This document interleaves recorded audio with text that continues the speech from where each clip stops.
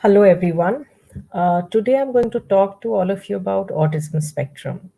Autism spectrum is very commonly heard by the parents, but they are apprehensive to know what it is. How do we make a diagnosis? So, in a child who is on autism spectrum, we need to know that we'll find some amount of social and communication delays in the child. Along with, there will be symptoms of repetitive activities, repetitive play, stereotype, sometimes movement like hand flapping, rocking, or spinning, or jumping at one place, running from one end to the other. Most of the time, parents would reach out to us saying that my child does not speak enough for age. There is speech delay, doctor. What do we do? But when we go for a detailed developmental assessment, we check all the developmental domains.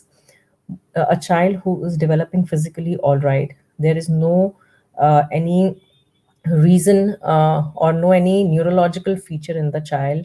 And at the same time, along with speech delay, it's not simple speech delay. A lot of time the children, they do not point, they do not have gestural communication, they do not look at us, don't make an eye contact.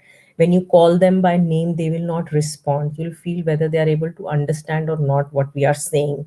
They do not follow instructions, simple one step instructions, would not call papa is papa and mama is mama, even though they are speaking a few words randomly, but they would not be speaking anything meaningfully. So there is a significant communication delay. Socially, the child would not be saying bye bye, hello, or looking at us and responding emotionally, or getting too anxious when they come across a stranger or a new person, or even their grandparents or family members who are visiting them after a long time. And a little grown up children who can speak well sometimes would be reciting the whole nursery rhyme or would be singing complete songs, and at times the ads also, TV ads, but they would not be able to hold a proper communication or a conversation with the parent. So, those kinds of delays, when we see not just speech delay, a communication delay with a social delay, along with some kind of repetitive patterns or restrictions in the way they behave, if they have set up a thing, they want the thing to be in a certain place, they would want it to be there. And if they've made a line of toys, they do not want their pattern to be disturbed, and they get very anxious if we disturb that pattern. So those kinds of symptoms, if they're there, restrictions, repetitions, those are alarming, and we need to think whether they are autism spectrum symptoms. And we need to reach out for a detailed development assessment to our doctor. One more set of symptoms which is very commonly observed in these children are the sensory dysregulations.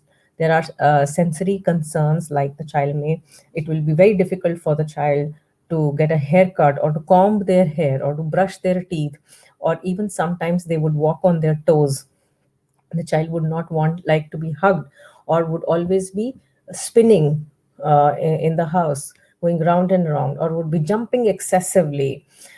So all these kinds of symptoms, when you observe in the child, and there are a variety of symptoms that are there, behavioral observations by a specialist is extremely important to make a diagnosis or to rule out a diagnosis.